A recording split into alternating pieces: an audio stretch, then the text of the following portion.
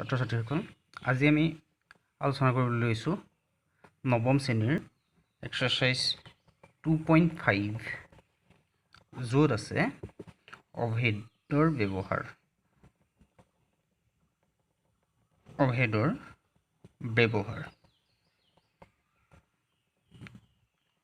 অভেদৰ ব্যৱহাৰৰ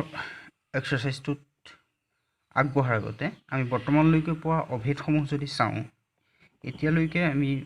পাই অহা অভেদসমূহৰ ভিতৰত আছে a plus b whole square আমি জানো ইয়াৰ result a square plus twice ab plus b square next আছে a minus b whole square result হ'ল a square minus 2ab plus b square next আছে a plus b into a minus b result a square minus b square আৰু এটা অভেদ আমি ল'ব পাৰো x plus a into x plus b যেটো অভেদ x square plus a plus b into x plus ab এতিয়া এই অভেদ কেইটা যদি চোৱা যায় আমি পাম প্ৰথম তিনটা অভেদত a plus b whole square can be represented as a plus b into a plus b. Similarly, a minus b whole square can be represented as a minus b into a minus b. এতিয়া দেখা গ'ল a square plus twice ab plus b square ই আসলতে a plus b into a plus b এর result অৰ্থাৎ a plus b আৰু a plus b পূৰণ কৰিলে আমি ৰিজাল্ট পাওঁ a square plus twice ab plus b square সেইদৰে a minus b যদি ইনটু কৰোঁ তেতিয়া ৰিজাল্ট পাম a square minus twice ab plus b square আকৌ a plus b আৰু a minus b যদি মাল্টিপ্লাই কৰোঁ তেতিয়া ৰিজাল্ট পাম a square minus b square x plus a আৰু x plus b যদি ইনটু কৰোঁ আমি ৰিজাল্টটো পাম x square plus a plus b into x plus ab অৰ্থাৎ এই ফলাফলসমূহ প্ৰত্যেকই কি হৈছে প্ৰত্যেকটো ফলাফলেই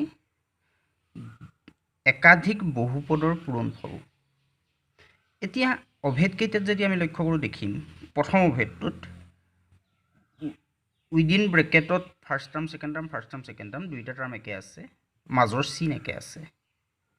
দ্বিতীয়টো অভেদত ফাৰ্স্ট ব্ৰেকেটৰ ফাৰ্স্ট টাৰ্ম সেকেন্ড ব্ৰেকেটৰ ফাৰ্স্ট টাৰ্ম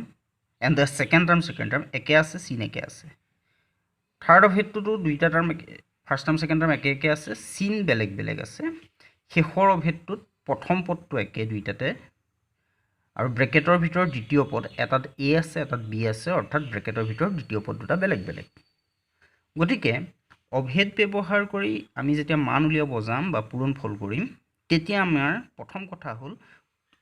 মই ইয়াত লিখি দিয়া এই চাৰিটা অভেদৰ ভিতৰত কোনটো অভেদ ব্যৱহাৰ কৰি পেলাই আমি অংকটো কৰিব পাৰিম তাক আইডেন্টিফাই কৰা সেইটো চাবৰ কাৰণে তোমালোকে চাব লাগিব পূৰণফল উলিয়াবলৈ দিয়া পদ কেইটাৰ ব্ৰেকেটৰ ভিতৰৰ বস্তু কেইটা একে আছে নে বেলেগ বেলেগ আছে প্ৰথম পদ দ্বিতীয় পদ একে নে বেলেগ বেলেগ মাজৰ চিন একে নে বেলেগ বেলেগ সেই কথা কেইটা মন কৰিব লাগিব প্ৰত্যেকটোতে আমাৰ ফাৰ্স্ট টাৰ্মটো প্ৰত্যেকটোতে একে থাকে প্ৰথম অভেদ যেটো লিখিছো a plus b into a plus b তাতো ফাৰ্স্ট টাৰ্ম a ইয়াত ফাৰ্স্ট টাৰ্ম a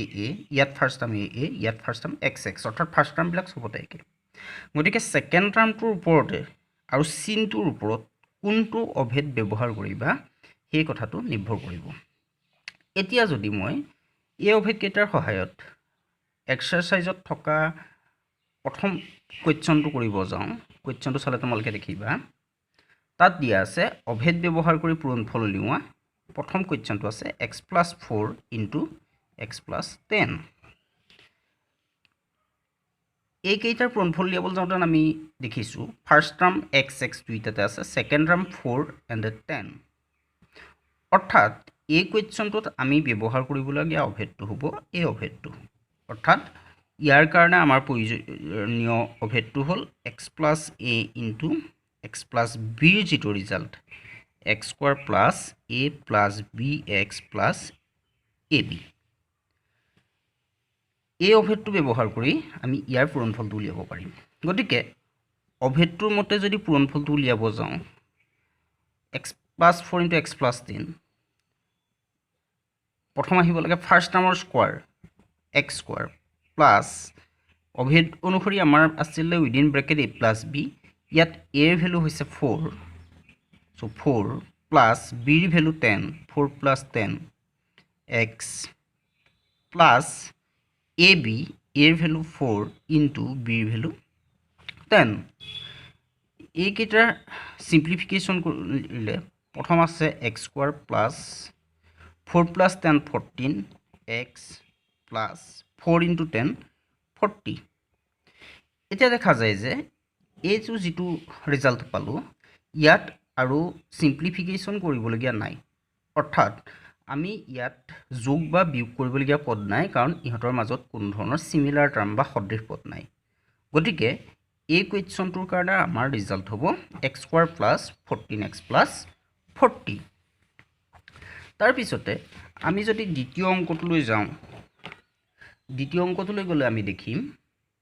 দ্বিতীয় অংকটো আমাৰ দিয়া আছে 3x plus 4 into 3x plus 5 ইয়াত দেখা যায় ফাৰ্ষ্ট টাৰ্ম 3x একে থাকিবই লাগিব ছেকেণ্ড টাৰ্ম 4 আৰু 5 অৰ্থাৎ দ্বিতীয় পদটো বেলেগ বেলেগ মাজত চিন আছে প্লাছ গতিকে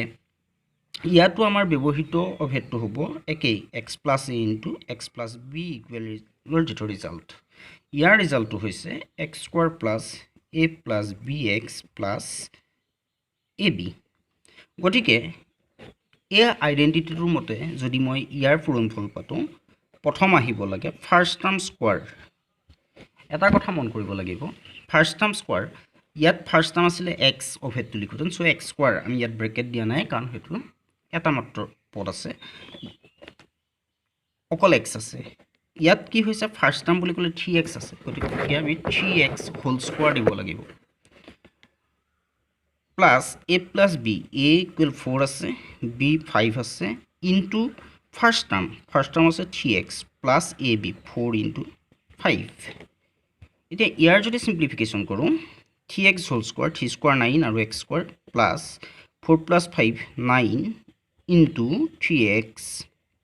প্লাছ 4 5 20 ইয়াত এই প্ৰডাক্টটো কৰিব লগা আছে চ' কৰি দিছোঁ 9x square plus 27x plus 20 এতিয়া ইয়াতো আমাৰ আৰু সিমিলাৰ টাৰ্ম বা সদৃশ পদ নাই গতিকে এই অংকটোৰ ৰিজাল্টটো এইটোৱেই হ'ব এতিয়া ইয়াত যদি আমি আৰু দুটামান এক্সাম্পল চাব যাওঁ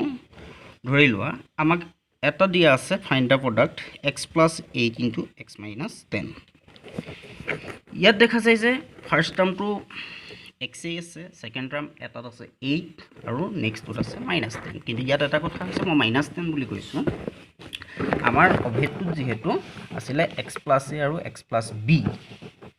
x plus a and x plus b ইয়াত কিন্তু কি হৈছে এই কুৱেশ্যনটোত বিৰ যিটো ভেলুটোক আমি -10 বুলি ধৰিব লাগিব যদিহে বিৰ ভেলু -10 বুলি ধৰি লওঁ তেতিয়াহ'লে আমি এই অভেদটোৰ যিটো ফলাফল x square plus a plus bx plus ab ইয়াত আমি কি কৰিব লাগিব বিৰ ভেলু জেগাত এই কুৱেশ্যনটোৰ ক্ষেত্ৰত -10 পাতিব লাগিব গতিকে ইয়াৰ কাৰণে আমাৰ ফলাফলটো আহিব first term square plus a plus b বিৰ জেগাত আমি ভেলু পাতিম -10 into first term plus ab a into বিৰ ভেলু -10 চ' ইয়াৰ সিম্পলিফিকেশ্যনত আমাৰ আহিল ফাৰ্ষ্টটোতো x স্কোৱাৰ আছে প্লাছ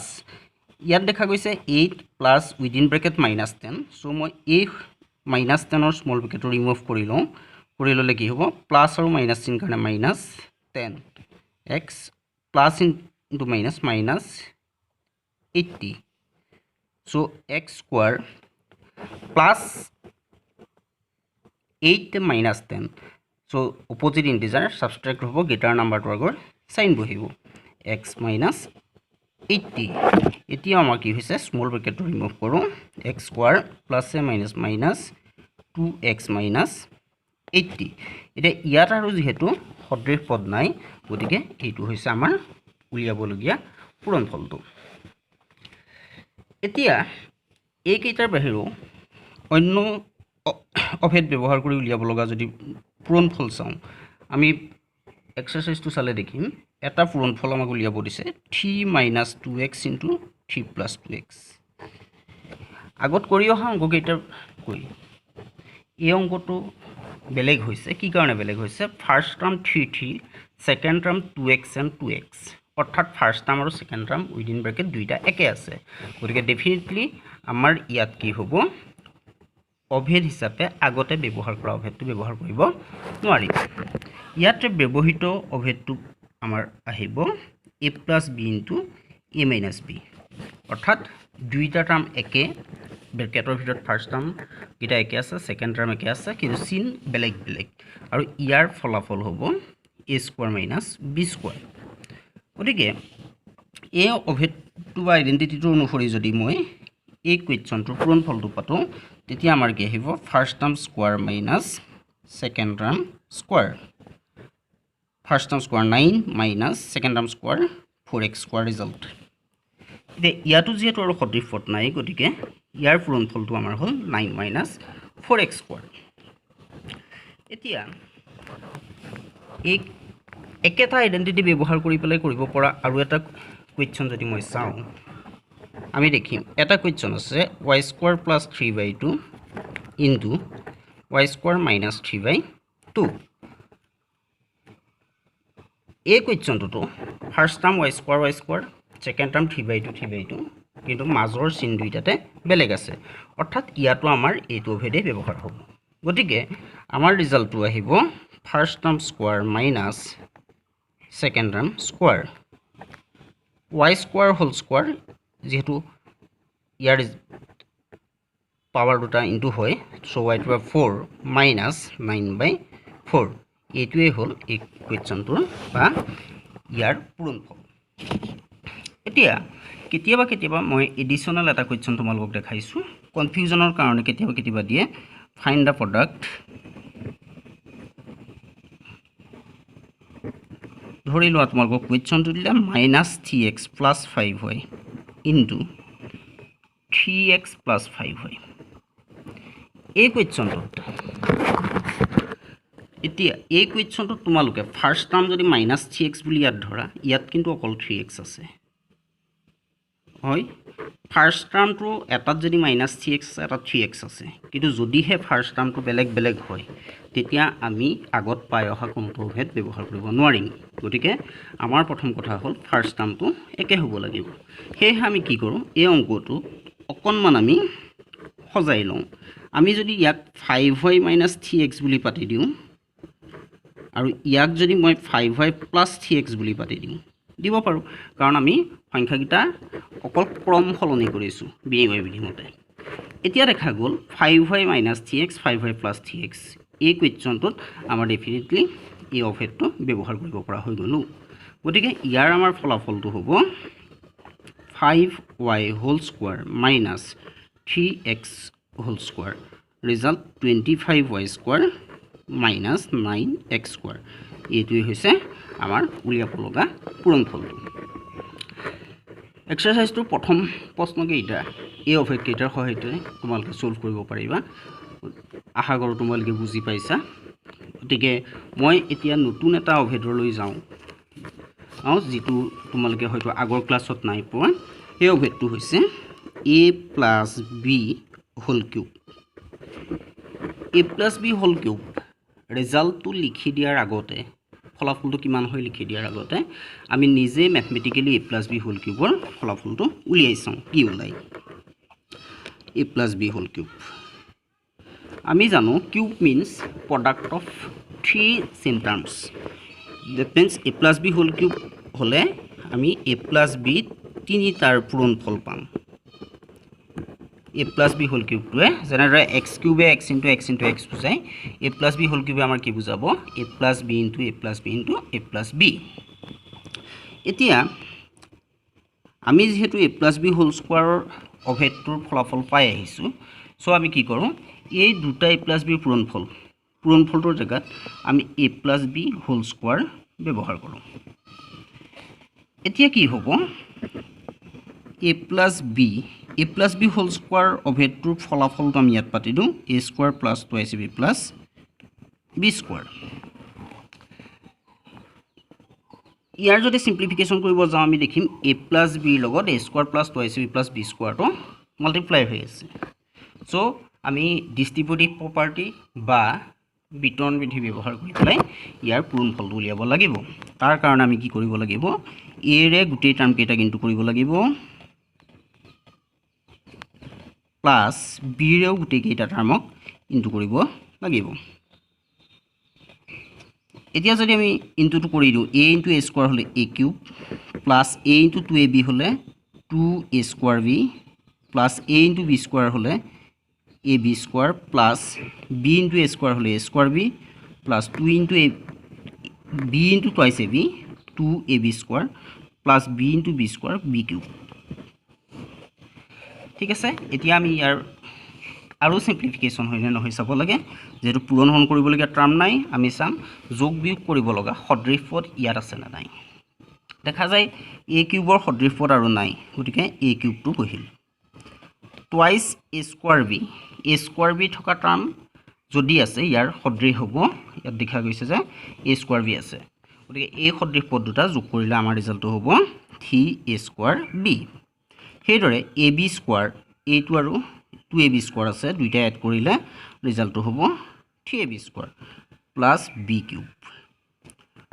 এতিয়া আমি ৰিজাল্ট পালো a cube plus 3a square b plus 3ab square plus b cube এই পদটো যেহেতু আৰু সদৃশ পদ নাই গতিকে আমি ক'ব পাৰো a plus b whole কিউবৰ ফলাফল আমি পালো a cube plus 3a square b plus 3ab square plus b cube অৰ্থাৎ আমি পোৱা a plus b whole cube আইডেন্টিটিটোৰ ফলাফল হ'ব a cube plus 3a square b plus 3ab square plus b cube এইটো হৈছে আমি এতিয়া পোৱা নতুন এটা আইডেন্টিটি বা অভেদ এতিয়া এই অভেদটো ব্যৱহাৰ কৰি কৰিব লগা কোৱেশ্চন যদি হয় আমাৰ এটা ধৰণৰ কোৱেশ্চন আহে ধৰি লোৱা এক্সপান্ড বা বিস্তাৰ কৰা আগতে তোমালোকে whole স্কয়াৰত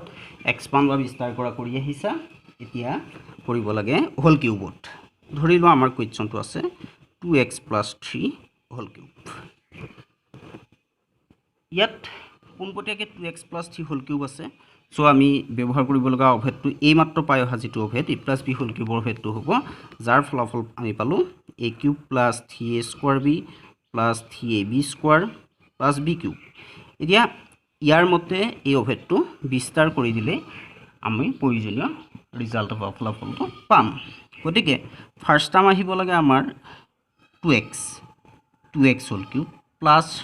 3 into first term square into b second term plus 3 into first term into second term square plus second term cube whole 2x whole cube 2 cube equal 8 and x cube plus 3 into 2x square into 3 into 2x square into 3 গোটেই এটা into হৈ আছে কিন্তু আমি পোনপটীয়াকৈ 3 লগত এই 2 টো ইনটু কৰিব নোৱাৰো কাৰণ 2 টো স্কয়াৰ আছে স্কয়াৰৰ ফলাফলটো উলিয়াই লোৱাৰ পাছতহে আমি ইনটু কৰিব পাৰিম গতিকে আমি প্ৰথম 3 আৰু 3 এই দুটা ইনটু কৰি দিলো 9 হৈ গল into 2x whole square means 4x square plus similarly ইয়াতো একেটা কথা আমি এই 3 টোক ইয়াৰ লগত পোনপটীয়াকৈ পূৰণ কৰিব নোৱাৰো কাৰণ 3 টোৰ ওপৰত স্কয়াৰ আছে স্কয়াৰৰ ৰিজাল্টটো উলিওৱাৰ পিছতহে আমি ইহঁতৰ লগত পূৰণ কৰিব পাৰিম গতিকে 3 into 2 6x into 9 plus 3 cube means 3 into 3 into 3 27 এতিয়া ইয়াতে আমাৰ আৰু কি আছে এই কেইটা ইনটু কৰিব লগা আছে গতিকে ইনটু কেইটা কৰি দিলে আমাৰ ফলাফলটো উলাব 4 9 36x square plus 6 9 54x plus 27 ইয়াত যেহেতু আৰু সদৃশ পদ নাই গতিকে এইটোই হৈছে আমাৰ প্ৰয়োজনীয় ফলাফল মই ইয়াত তোমালোকক a plus b whole কিউবৰ যেটো অভেদটো ম্যাথমেটিক্যালি প্ৰুফ কৰি দিলো আৰু অভেদটো ব্যৱহাৰ কৰি বিস্তাৰ কৰাৰ এটা কোৱেশ্চন সলভ কৰি দিলো গতিকে তোমালোকে এক্সাৰসাইজত থকা কোৱেশ্চন কেইটা নিজে ট্ৰাই কৰিবা পাৰা নাই নোৱাৰা ট্ৰাই কৰিবা আৰু মই নেক্সট ভিডিঅ'টোত এক্সাৰচাইজটোৰ বাকীখিনিৰ কাৰণে আগবাঢ়িম। আজিলৈ ইমানতে সামৰণি দিছোঁ।